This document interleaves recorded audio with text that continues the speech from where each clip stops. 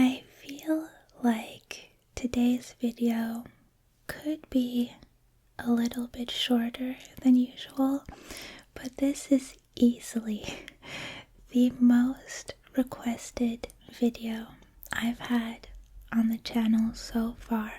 So thank you to Caleb, Lennon, and Max. I think you guys were the first ones to suggest this topic in the comments sections of other videos. And this is the 2014 NFC divisional playoff game, also known as the Dez Caught It game. So if you're a Cowboys fan, I'm sorry, this video will not be relaxing for you. But let's get into it, as always.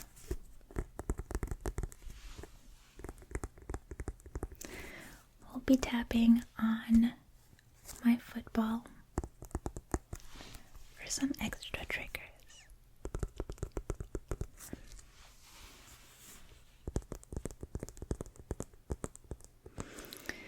So, this is a divisional playoff game that came at the end of the 2014 NFL season. So it took place on January 11th, 2015. The Cowboys came up through the divisional, or I should say through the wildcard round, where they played against the Detroit Lions. And actually we can take a little bit of a detour here, because in that game, in the wildcard game, there was also a little controversy. So let's talk about that briefly. So in the wildcard game, Detroit got off to a quick start. They forced a 3-and-out on Dallas's first possession, and then immediately scored with a 51-yard touchdown pass on their first possession. A little bit later in the first quarter, Detroit ended up driving 99 yards in 14 plays, and they went ahead 14-0.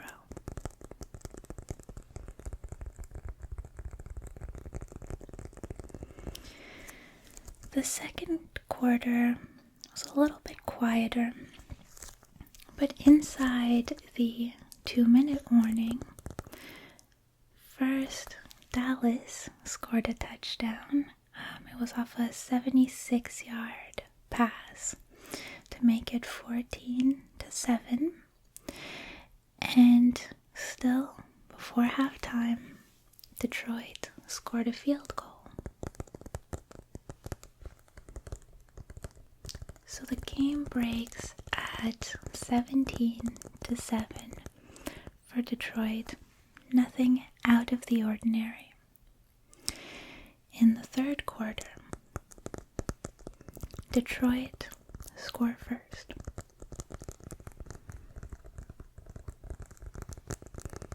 It's a field goal, which brings the score to 27, or no, I combined the scores, 20-7 for Detroit. But Dallas responds with an 80-yard scoring drive. The highlight of which was a 43-yard reception by the man himself, Dez Bryant. But they go for it eventually on 4th and goal. And now it's a one-score game. It's 20-14 for Detroit.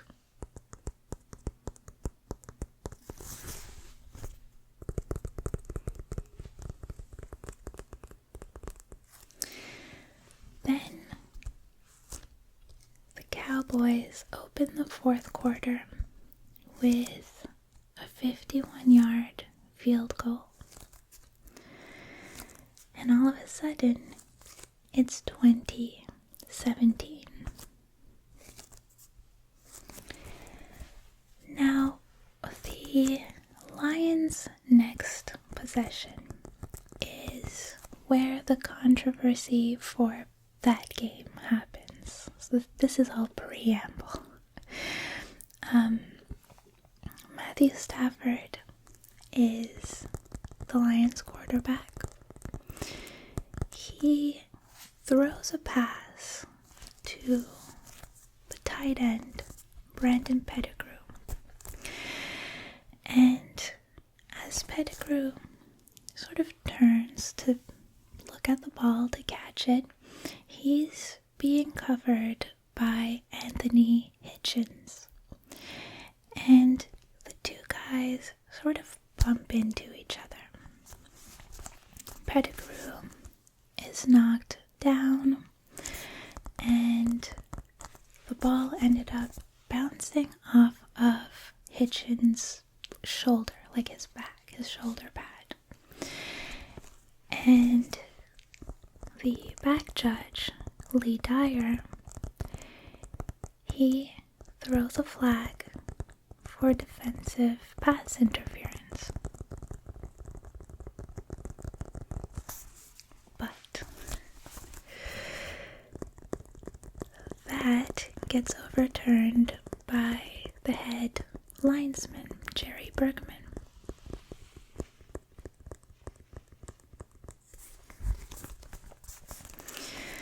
Now, okay, let's talk about this. Because from my perspective as a neutral, I really do think it's just physics happening. Like Hitchens, who's following Pettigrew, he's going at a consistent speed, right? And Pettigrew sort of slows down to turn around and face the pass, face the ball. And at that speed, I don't see how Hitchens could have prevented that. I think the collision was sort of caused by Pettigrew, right? Imagine you're running at the same speed or very nearly as someone else, and they're following you. And then you cut your speed down. All of a sudden, if that person is following you closely, you're gonna get hit. And it's kind of your fault. And I mean, Hitchens' arms were like way out when he realizes. He actually reacted pretty quickly, and his arms are out when he realizes what's happening. So, all this to say, to me, there was no pass interference. That being said, the NFL's vice president of officiating at the time, Dean Blandino, he said, sort of after that game, that the no call on the pass interference was debatable, but that holding should definitely have been called. Oh, I hope you can't hear my stomach too much.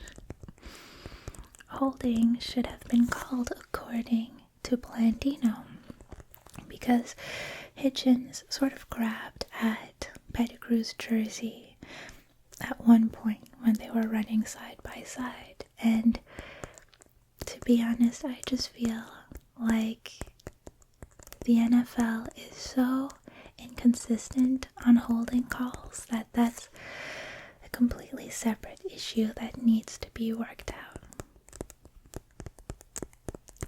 But as far as pass interference goes, again, as a neutral, I think it was the right call to overturn that penalty.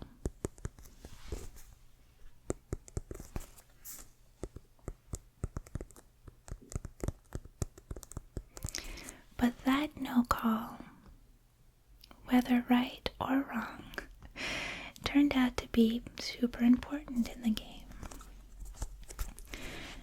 Detroit tried to draw the Cowboys offside on 4th and 1, but it didn't work. And they got a 5-yard delay of game penalty. So now it's 4th and 6, and Detroit decides to punt, but it's a bad punt. And the Cowboys get possession on their 41-yard line. Remember, Detroit is ahead. It's a 1-score game.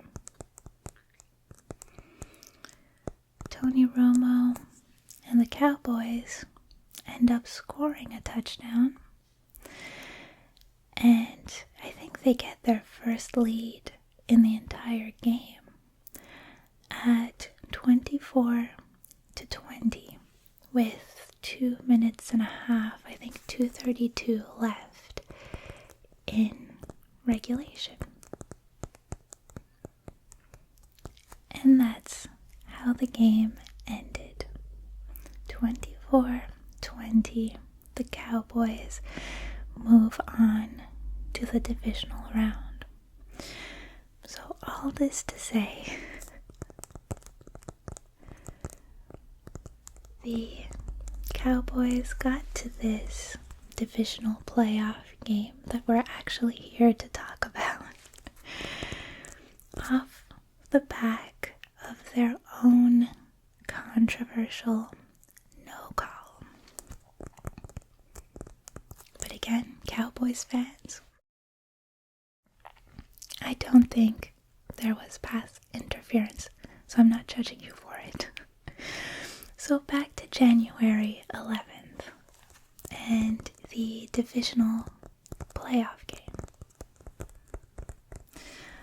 The Packers, on their end, they were led by Aaron Rodgers, of course, and they had clinched the NFC North and got a first-round bye.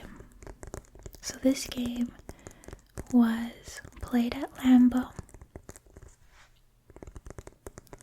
and Gene Steratore, I think I got that right, was the referee.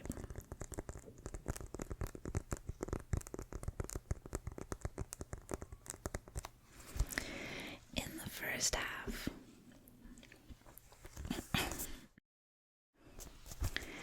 the game is pretty much dictated by the defenses, but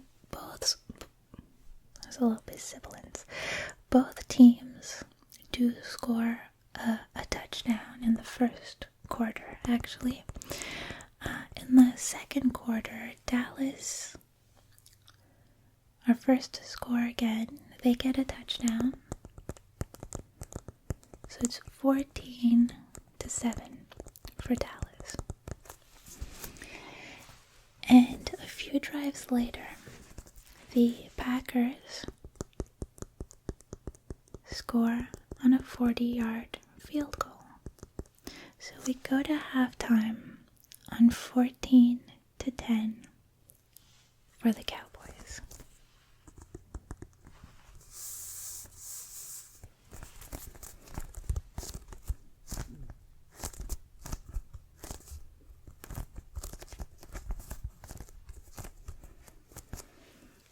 In the second half, the Packers open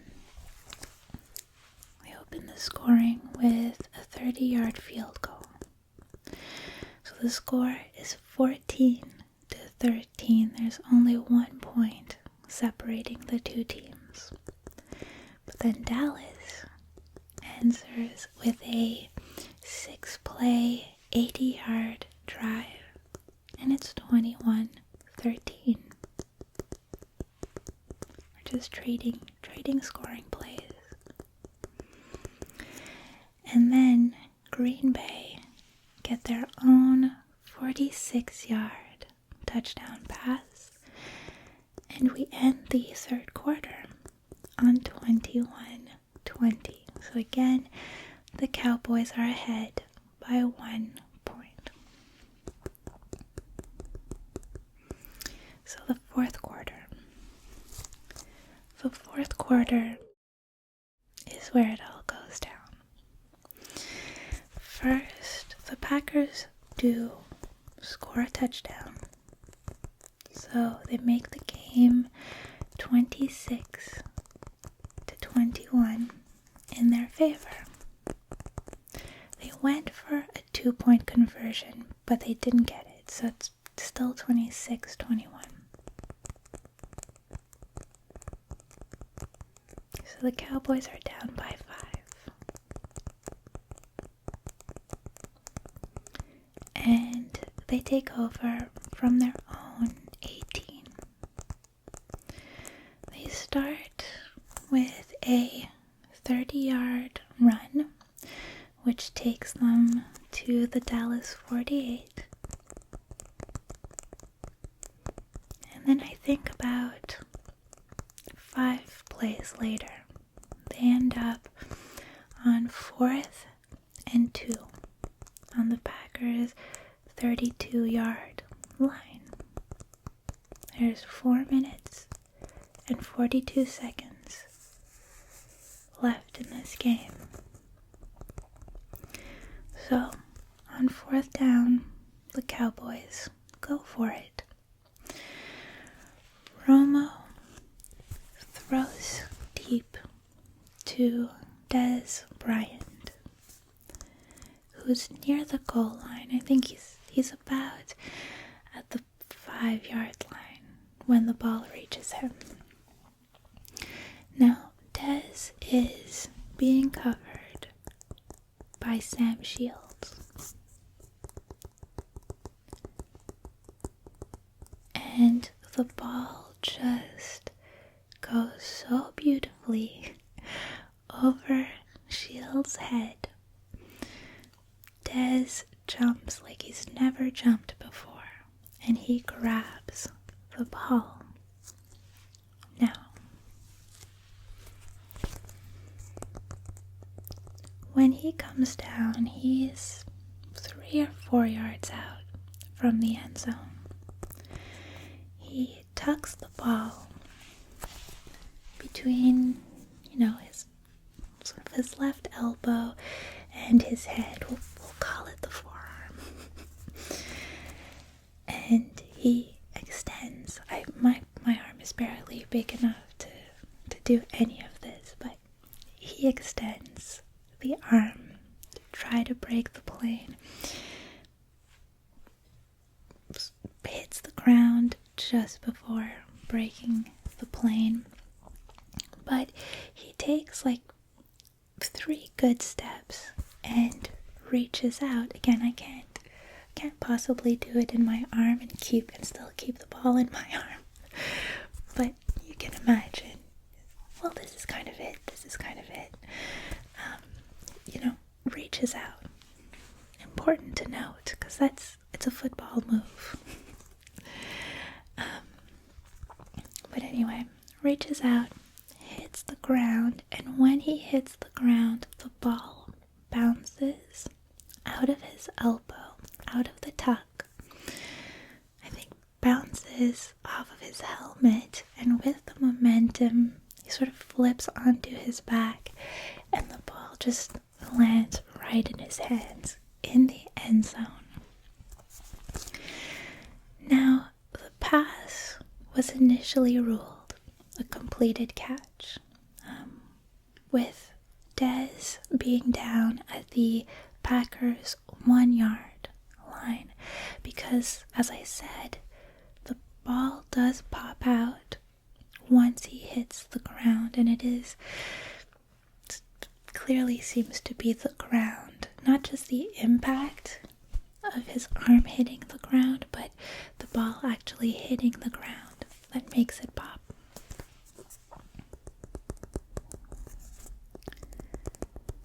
So they have him down at the 1-yard line. They basically tell him, okay, you're gonna have to do that again from the 1-yard line so we can score.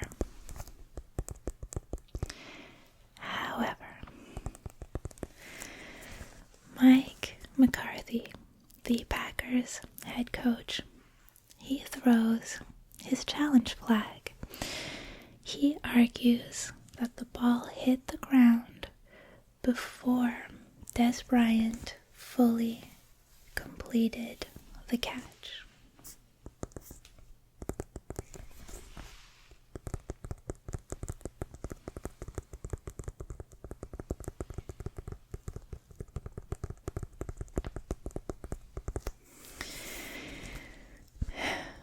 The officials review the play.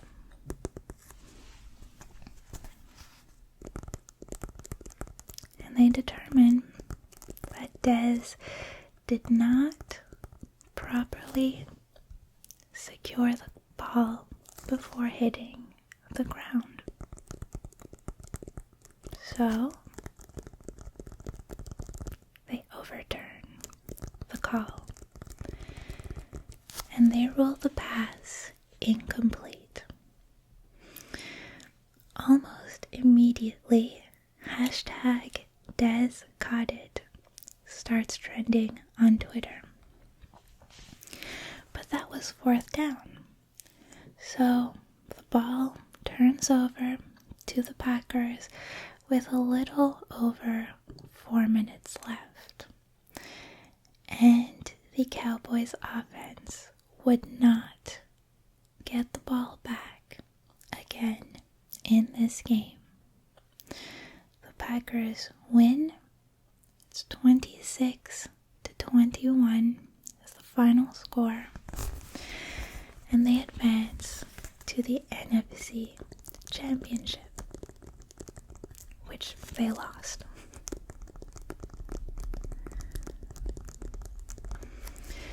Now, at the time, the NFL rulebook said that if a receiver loses control of the ball and the ball touches the ground before he regains control, the pass is incomplete. If he regains control prior to the ball touching the ground, the pass is complete. And that's sort of the rule that came into play here. Because even though Dez, again, took a step, when he hit the ground, the ball popped out. And in the referee's eyes, per, the rule I just mentioned, it was an incomplete pass. Essentially, according to them, Dez had not made a football move between grabbing the ball, I won't say catching the ball, between grabbing the ball and it popping out of his possession. So, as a result of that game and the backlash, in July 2015, so the same year, 6 months later, the rule was officially changed to say a player is considered to be going to the ground if he does not remain upright long enough to demonstrate that he is clearly a runner. If a player goes to the ground in the act of catching a pass with or without contact by an opponent, he must maintain control of the ball until after his initial contact with the ground, whether in the field of play or in the end zone. And then it picks back up to the rule that was in place before. If he loses control of the ball and the ball touches the ground before he regains control, the ball is incomplete. If he regains control prior to the ball touching the ground, the pass is complete. So, with that amendment, we're no longer looking for a football move in order to complete a catch, which is such an abstract and absurd idea, but the player has to look like they were able to run with the ball, which, as you'll see in a moment, didn't clear things up enough. It only served in certain cases to confuse things even more. So it didn't last very long anyway, because in 2018 the NFL changed the catch rule altogether. Now the rule states that the receiver has to A. secure control of the ball in his hands or arms prior to the ball touching the ground. Easy. And B. touches the ground inbounds with both feet, right? The rule that we know now. Or with any part of his body other than his hands. And C. after A and B have been fulfilled, performs any act common to the game. And now we specify what an act common to the game or a football move could entail. Example, tuck the ball away, extend it forward, take an additional step, turn upfield, or avoid or ward off an opponent. The only thing is, I don't like that it says example. Because it's like, no, we should just establish what a football move is, if that's the rule that we want to go by, and just list the options so that there's no gray area. And I mean, you could also argue that even if that was the case, there would be the argument of how far does your arm have to go to be an extension? What kind of movement entails warding off an opponent? Anyway, the rule continues. Performs any act common to the game, or he maintains control of the ball long enough to do so. Right, so I guess if there's no need to do a football move, you could just stand there and hold the ball, and presumably, if in that time you had enough time to perform one of those actions, had you wished to, it would be a complete catch. So, by this new rule that we've been operating under for 5 or 6 years now, there's no doubt that that Dez Bryant catch would have been a legal catch. Again, Dez takes, at least 2 steps. If he lands on one foot, he then at least takes 2 more steps and then extends the ball before touching the ground. So he satisfies A, B, and C of the NFL's current catch rule.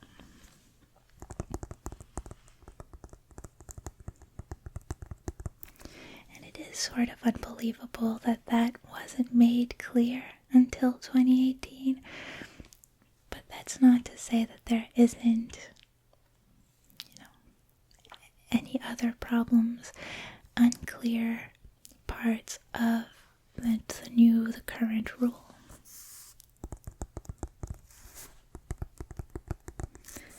But it sucks when these rules are clarified off the back of such a huge game that could have gone a completely different way. We'll never know.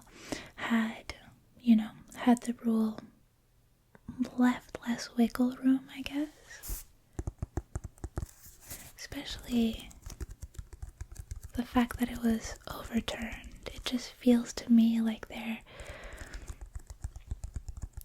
was nothing to, I mean, I understand the rule that it was overturned under. It's just a shame.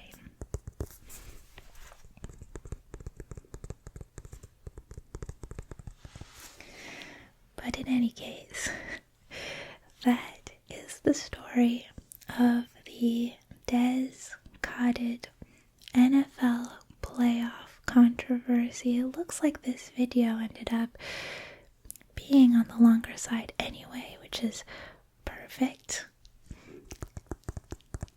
I'm sorry, Cowboys fan, that you had to sit through this, but thank you so much for hanging out with me.